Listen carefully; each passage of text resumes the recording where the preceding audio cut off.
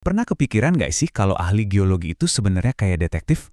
Beneran loh, mereka itu nyari petunjuk di bebatuan buat ngungkapin sejarah bumi yang umurnya miliaran tahun.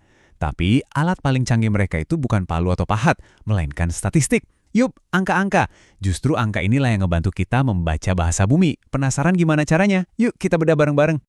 Oke, jadi apa sih sebenarnya yang pengen diketahui sama ahli geologi? Mereka tuh dihadapkan sama pertanyaan-pertanyaan super besar. Tugas mereka bukan cuma ngamatin, oh batunya begini, tapi juga harus ngebuktiin. Nah, statistik inilah jembatannya, yang ngubah apa yang mereka lihat di lapangan jadi hipotesis yang bisa diuji, dan akhirnya jadi kesimpulan yang kuat. Biar gampang, kita pakai satu contoh teka-teki utama aja ya buat pembahasan kali ini. Coba bayangin ada dua gunung, kelihatannya sama-sama terbuat dari granit. Dari jauh mungkin mirip, tapi pertanyaannya, apa komposisi kimianya benar-benar identik? Atau jangan-jangan ada perbedaan kecil tapi signifikan yang nyeritain kisah geologis yang beda banget? Nah, ini pertanyaan yang nggak bisa dijawab cuma pakai mata telanjang. Kita butuh data. Sebelum kita bisa jawab pertanyaan besar tadi, kita harus paham dulu bahasa dari bukti-bukti yang kita kumpulin, yaitu bahasa data. Kenapa? Karena nggak semua data itu sama kualitasnya. Dan kualitas data inilah yang nanti bakal nentuin sebagus apa kesimpulan yang kita ambil. Intinya, statistik tuh ini. Ini adalah cara sistematis kita buat ngubah angka-angka mentah, kayak data komposisi kimia dari sampel batu kita tadi, jadi sebuah wawasan yang jelas. Dengan ini, kita jadi bisa bikin klaim yang kuat tentang seluruh gunung, bukan cuma satu batu aja. Nah, ada dua kata yang penting banget di dunia data, presisi dan akurasi.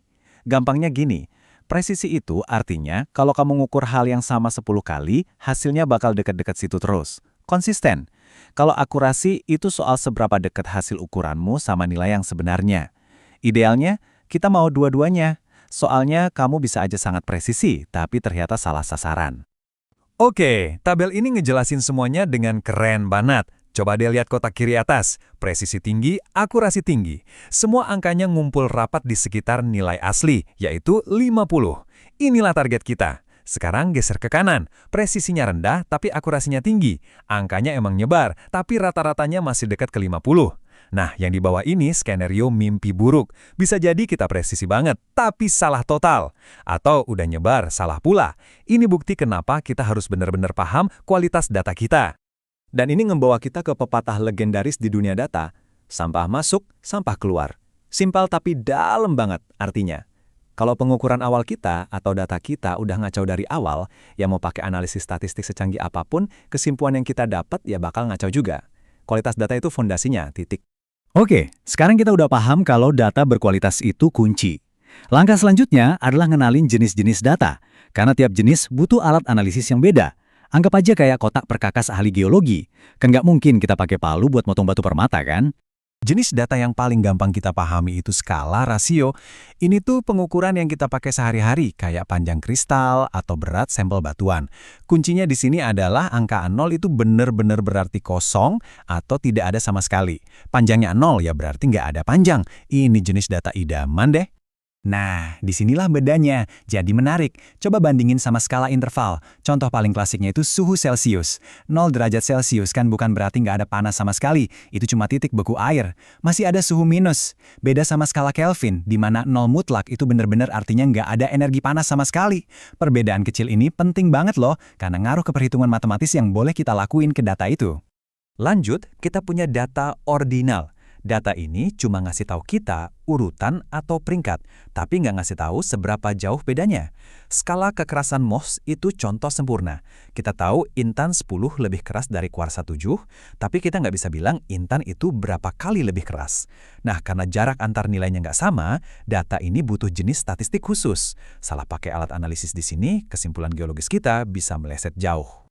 Dan yang ini nunjukin tantangan yang unik banget. Gimana kalau datanya itu data arah? Kayak arah retakan di batuan. Di sini, 0 derajat sama 360 derajat, itu kan titik yang sama. Kita nggak bisa dong asal ngitung rata-rata dari 350 derajat dan 10 derajat, terus dapat 180 derajat. Wah, itu nunjuk ke arah yang berlawanan. Makanya ini butuh seperangkat alat statistik yang emang dirancang khusus buat data arah. Oke, jadi kita udah punya data yang bagus. Dan kita udah tahu jenisnya apa. Terus, diapain data itu? Gimana caranya para ahli geologi ini ngubah tumpukan angka jadi jawaban yang kita cari? Langkah pertama yang paling dasar itu namanya analisis univariat. Unik kan artinya satu, jadi di sini kita cuma fokus ke satu variabel aja. Misalnya, kita ngukur ukuran butiran pasir di sebuah pantai. Analisis univariat bakal ngasih tahu kita, oh rata-rata ukurannya sekian, variasinya segini, dan distribusinya kayak gini. Ini kayak bikin potret dari satu karakteristik aja. Tapi, keajaiban itu seringnya muncul pas kita mulai ngebandingin. Disitulah analisis bivariat masuk. Bi artinya dua. Kita lihat dua variabel barengan buat nyari tahu ada hubungan apa enggak di antara keduanya. Contohnya, apa ada hubungan antara porositas batuan atau jumlah ruang kosongnya dengan permeabilitasnya, yaitu kemampuan cairan buat ngalir lewat batuan itu? Dengan ngeplot keduanya, kita bisa mulai lihat polanya. Tentunya masalah geologi itu seringkali jauh lebih rumit dari itu. Buat masalah yang lebih besar, para ahli geologi pakai metode yang lebih canggih lagi. Mereka bisa pakai analisis deret waktu buat lihat perubahan seiring waktu, analisis spasial buat paham variasi di suatu wilayah, sampai analisis multivariat yang super kuat buat nanganin banyak variabel sekaligus. Nah, ini ngebawa kita ke konsep terakhir yang mungkin paling fundamental. Seorang ahli geologi kan nggak mungkin ngukur tiap butir pasir di pantai atau tiap senti dari pegunungan. Jadi, gimana caranya mereka bisa bikin kesimpulan tentang area yang begitu luas cuma dari beberapa sampel kecil? Jawabannya ada di kekuatan sampling atau pengambilan sampel. Idenya sebenarnya gampang banget dimengerti. Sama kayak kamu nggak perlu minum satu panci sup buat tahu rasanya gimana, cukup satu sendokan. Ahli geologi juga gitu. Mereka ngambil sampel batuan yang representatif buat memahami seluruh formasi geologis yang kita sebut sebagai populasi. Jadi sampel itu ibarat jendela kecil kita buat ngintip populasi yang jauh lebih besar. Jadi, poin krusialnya ini nih, seorang ahli geologi harus jelas banget sampel yang mereka ambil itu mewakili populasi yang mana. Apa mereka ngomongin populasi hipotetis dari semua batuan yang pernah ada? Atau populasi nyata yang ada sekarang? Atau jangan-jangan cuma populasi tersedia yang bisa mereka jangkau di permukaan? Mendefinisikan ini dengan benar itu kunci supaya kesimpulannya valid.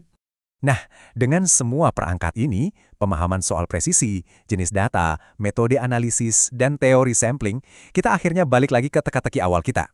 Gimana caranya kita nentuin apakah dua gunung granit itu beneran sama atau beda?